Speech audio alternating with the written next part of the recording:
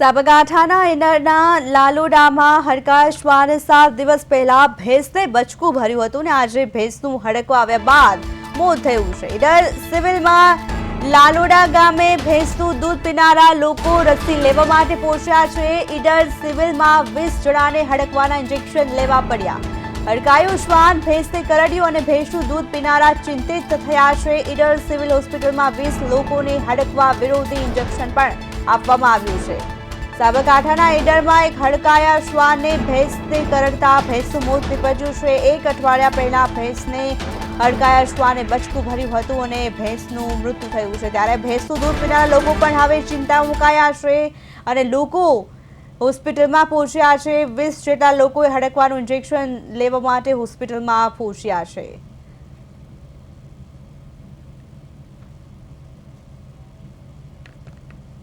તો 20 જણા લોકો હડકવાનું ઇન્જેક્શન લેવા માટે હોસ્પિટલમાં પહોંચ્યા છે। લાલુડામાં હડકાયા શ્વાને એક ભેંસને બચકું ભર્યું હતું।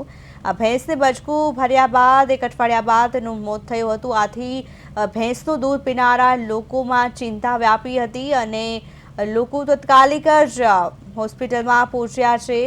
તો સાબરકાંઠામાં એક હડકાયા શ્વાને ભેંસને બચકું ભર્યું હતું અને ભેંસનું મોત થયું હતું। ત્યારે એ ભેંસનું દૂધ પીનારા લોકો ચિંતા મુકાયા છે અને હોસ્પિટલમાં પહોંચ્યા છે। ઈડરમાં હડકાયું શ્વાન કરડતા ભેંસનું મોત નીપજ્યું હતું। 1 અઠવાડિયા પહેલા ભેંસને એક હડકાયા શ્વાને બચકું ભર્યું હતું।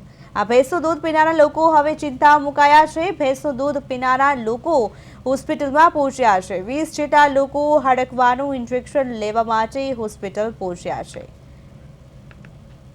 વધુ માહિતી માટે અમારા સંવાદદાતા ભરત પટેલ ફોનલાઈનથી જોડાઈ ગયા છે। જે ભરત, એ ઘટના સામે આવી છે, હડકવા શ્વાને ભેંસને બચકું ભર્યું હતું અને ભેંસ મૃત્યુ પામી છે, પરંતુ જે ભેંસનું દૂધ પીનારા લોકો છે એ પણ હોસ્પિટલમાં રસી લેવા માટે પહોંચ્યા છે।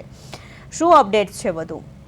જી પ્રિયલ, ચોક્કસથી વાત કરીએ। સાબરકાંઠાના ઈડરના લાલોડા ગામમાં હડકાયા શ્વાનને જે તબેલામાં બાંધેલી ભેંસ હતી તેને કરડતા ભેંસનું મોત થયું હતું। પરંતુ કહી શકાય કે જે કમનસીબી કહી શકાય કે જે ભેંસનું દૂધ જે ખાધું હતું, જે 20 લોકોને તાત્કાલિક સિવિલ હોસ્પિટલે ખસેડાયા હતા અને જે કરડવાની જે રસી આવી હતી રસી મૂકવામાં આવી હતી। જી પ્રિયલ। ભરત, જે લોકો ઇન્જેક્શન લેવા માટે પહોંચ્યા છે તે અંગે કોઈ તબીબીઓએ કોઈ પ્રતિક્રિયા આપી છે? કારણ કે એ લોકોએ ભેંસનું દૂધ પીધું છે અને એ લોકો શંકા લાગી રહી છે આ બાબતે।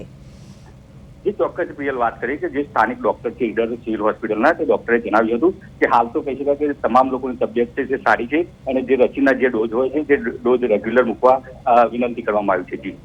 જી ભરત, સમગ્ર માહિતી બદલ આપનો આભાર।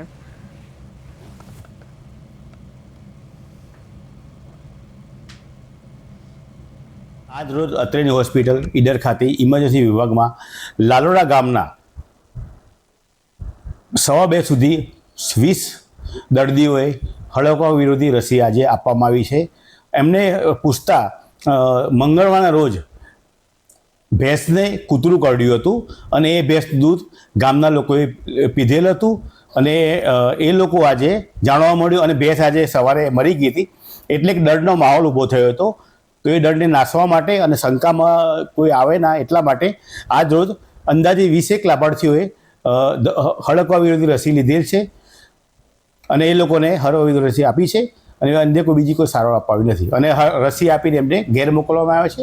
અમને બીજું ઇન્જેક્શન ક્યારે લેવું એ લોકોને એમને જાણ કરવા